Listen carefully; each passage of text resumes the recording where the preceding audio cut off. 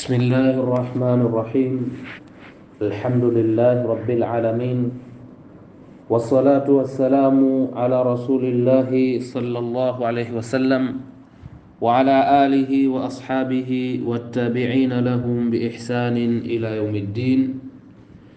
Ndugu wa Kiislamu, tunaendelea na kipindi chetu maalumu kabisa katika mwezi huu mtukufu wa Ramadhani, سائلين الله تعالى أن يتقبل منا صالح الأعمال وأن يجعلنا من الصائمين القائمين المقبولين صياما.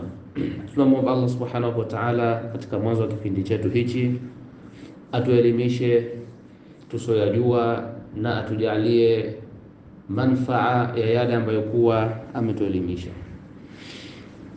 Katika darsa ya 28 baada ya kumaliza darsa zilizotangulia, tupo katika kipengele chingine ambacho kuwa tutazungumzia watu ambao inajuzu kwao kula, bimaana kuto kufunga na kuwajibikiwa na kulipa. Tulizungumzia watu ambao kuwa wamewajibikiwa kwamba wasifunge na walishe, nake hawawezi kufunga, hawawezi kulipa, walishe.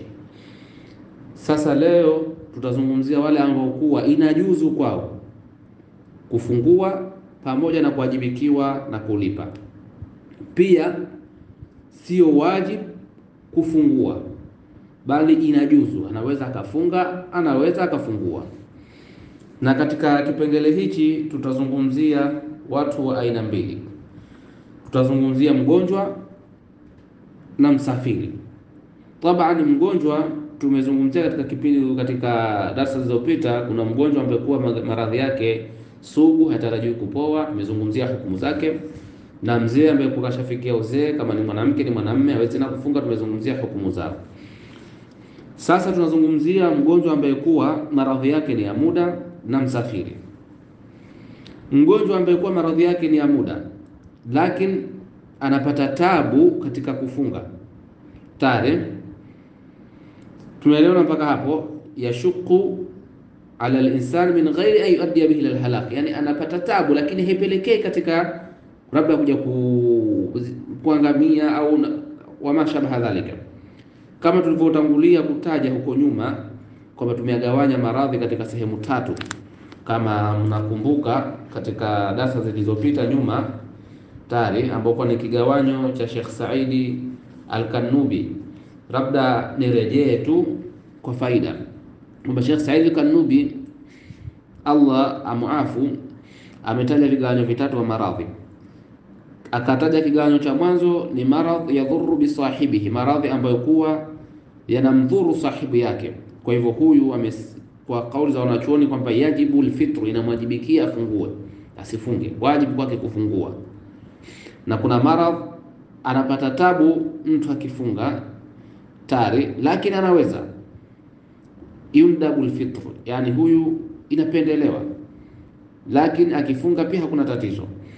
Na kuna maradhi khafif, yani mepesi, hayana madhara yoyote wala hapati shaka yoyote ndani yake, basi huyu kwake ni haramu kufungua.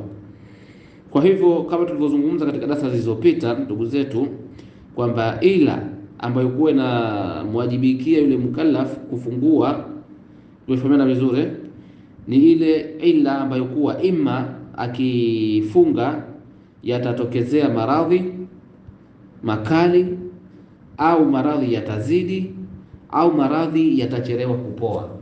Kwa hivyo tuzingatie hii ila, kuzidi kwa maradhi, kuchelewa kwa kupoa, ama kutokezea maradhi ikiwa atafunga. Tumefahamana vizuri. Tukitoa hali hizo, basi maradhi ya kawaida tu mtu hatakikani kufungua. Na yule ambaye kuwa kwake kutakuwa kuna mashaka na uzito katika kufunga akiwa anaumwa, basi huyu inajuzu kwake kufungua, nitamwajibikia kuja kulipa kwa kauli ya Allah, faman kana minkum maridan au ala safarin fa'iddatun min ayamin ukhra. Na yule ambaye kwa atakuwa miongoni mwenu ni mgonjwa au yuko katika safari, basi hesabu yake ya kuja kulipa ni katika masiku mengine kama atafungua.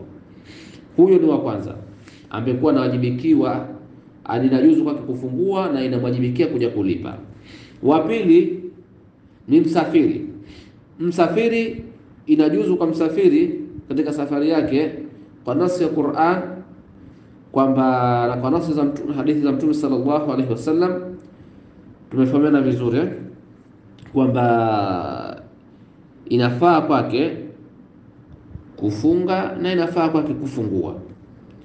Nayo ni hadithi ya Ibn Abbas, hadithi ya Ibn Abbas radhiallahu ta'ala anhu aliposema kharaja an-nabii sallallahu alaihi wasallam ila Makkah aam al-fath, mtume alitoka kuelekea Makkah katika mwaka wa aam al-fath katika mwezi wa Ramadhan. Fasama, akafunga hata balagha al-kadida, mpaka afikia sehemu inaitwa Kadid. Fa aftara wa aftara an-nasu ma'ahu, akafungua na watu wakafungua. Na pia katika hadithi ya Anas bin Malik radhiallahu anhu qala, amesema safarna ma'a rasulillahi sallallahu alaihi wasallam, tulisafiri pamoja na mtume. Faminna man sama wa minna man aftara, yuko miongoni mwetu alifunga na yuko miongoni mwetu hakufunga. Aliyefunga hakumaibisha, hakumkejeli, hakumkebehi aliyokuwa hakufunga, na pia aliyokuwa hakufunga hakumkebehi na kumkejeli amekuwa amefunga. Na umma umekubaliana tare kufaa ama kujuzu kufungua kwa msafiri tare min haithu al-umum. Tumefahamiana vizuri na safar ambayo kuwa inaweza kumpelekea mtu akafungua na ikamwajibikia kuja kulipa baada yake, ni safar ambayo kuwa inapewa hukumu ya kupunguza swala. Safar ambayo kuwa inapewa hukumu ya kupunguza swala. Kwa hivyo ikithibiti hukumu ya safari, itawajib kupunguza swala na itajuzu kufungua kwa mtu ambaye amesafiri katika mwezi wa Ramadhani, kama anavyosema Sheikh Al-Khalil pia na Sheikh Said Kanubi, Mwenyezi Mungu awahifadhi. Wa haddu safari alladhi yubihu lilinsani alfitra, na mpaka wa safari ambokuwa itamjuzishia mtu kufungua, huwa farsakhani, farsakh mbili, nayo inakisiwa kwa kilomita 12, kwa kilomita 12.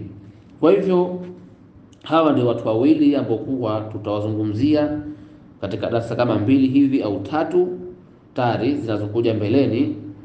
Mgonjwa amekuwa maradhi yake ni ya muda na msafiri. Leo tumezungumzia kutolea taarifu tu ndogo na hukumu ya ujumla. Tutakuja katika masala tofauti ambayo kwa yanawahusu wawili hao. Tunamwomba Allah subhanahu wa ta'ala atuelimishe tusiyojua na atujalie kuyafanyia kazi tunayojua. Rabbana atina fid dunya hasana wa fil akhirati hasana wa qina adhaban nar.